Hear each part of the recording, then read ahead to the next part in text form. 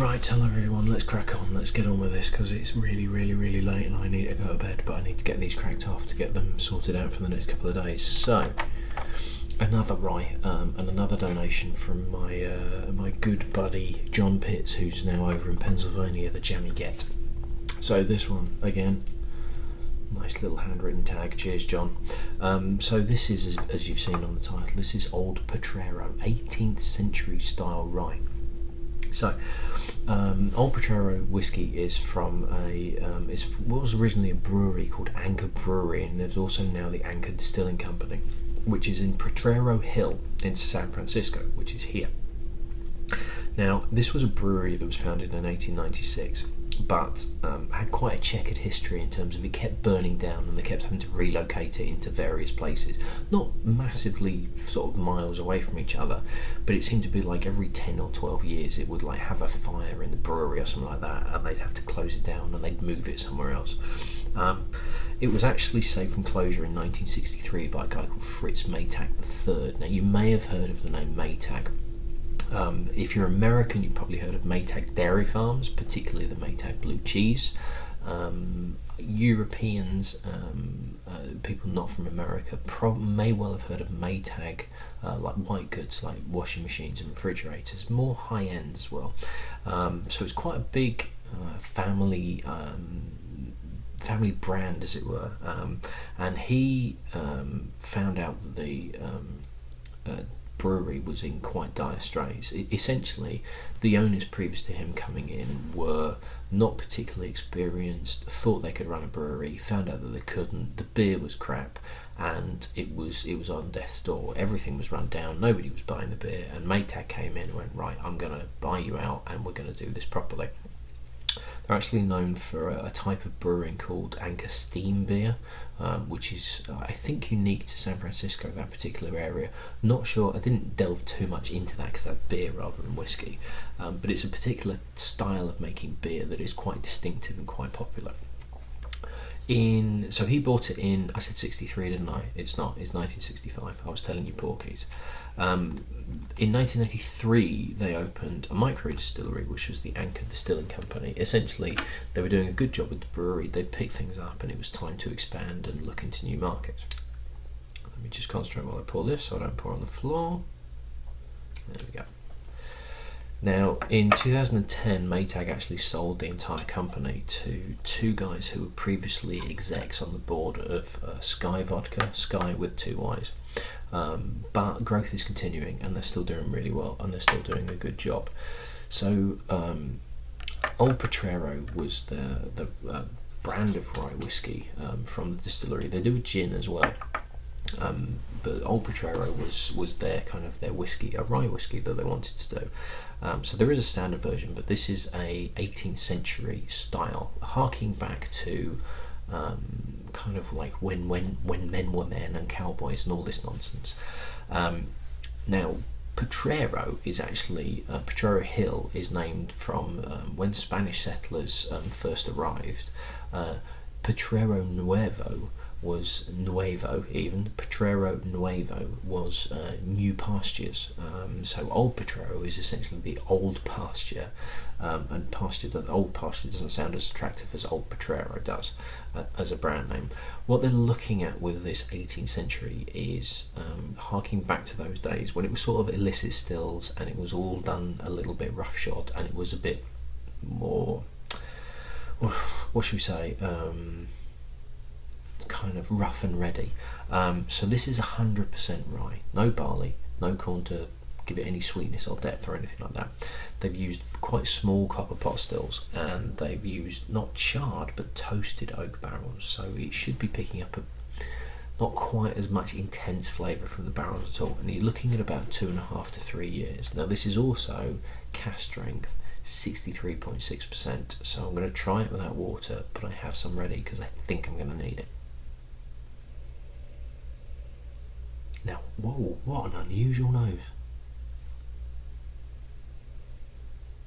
There's loads going on in that. There's kind of there's like fire.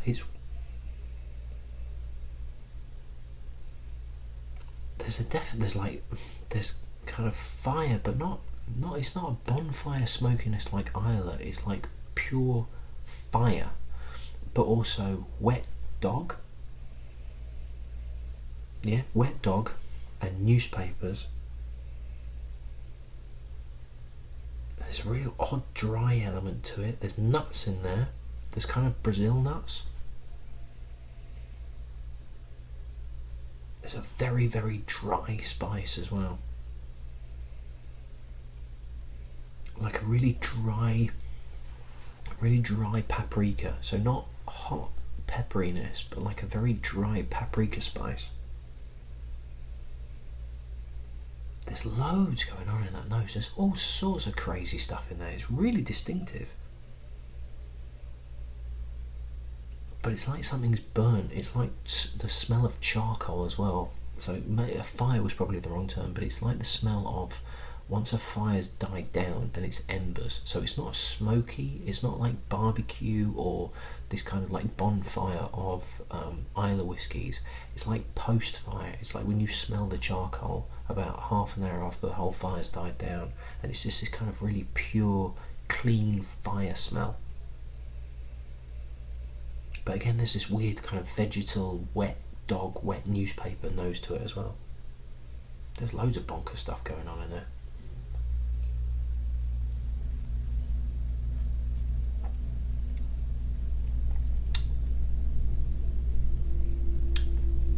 Wow.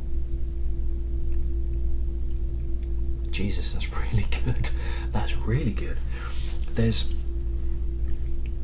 for a 63.6% whiskey, there's hardly any burn in that. Now the MGP 7-year-old was 59, and that you could tell that was 59. That was hot, that was fiery, that was really kind of, it did have a kick at the back of the throat. That is a lovely mouthfeel to it. There's a lovely richness to it that really subdues the fire from the alcohol.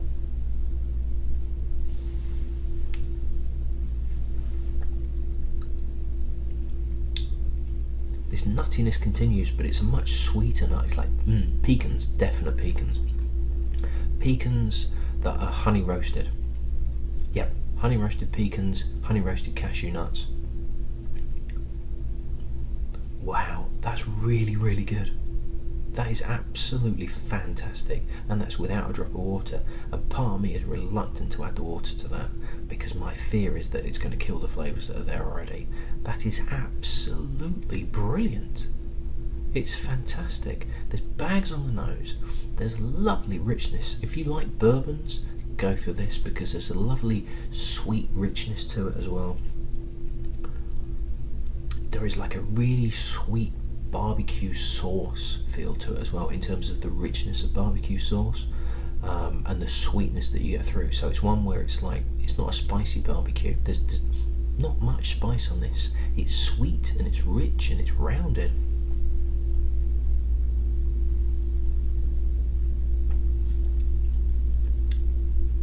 That's brilliant stuff, and I can't believe that's 63.6%. That's got to be wrong. That's one of the very few cask strength whiskies that I will happily drink neat. Doesn't need any water. I'm going to add some to this tiny little drop just to see if it does anything, but I honestly don't think it will. There is so much nice sweetness and nuttiness, but it's a really, I don't like nuts, as I've probably mentioned a few times before. I don't like hazelnuts, I don't like Brazil nuts, but there's a caramelly nutty, it's a really soft, smooth nuttiness to it that is absolutely wonderful.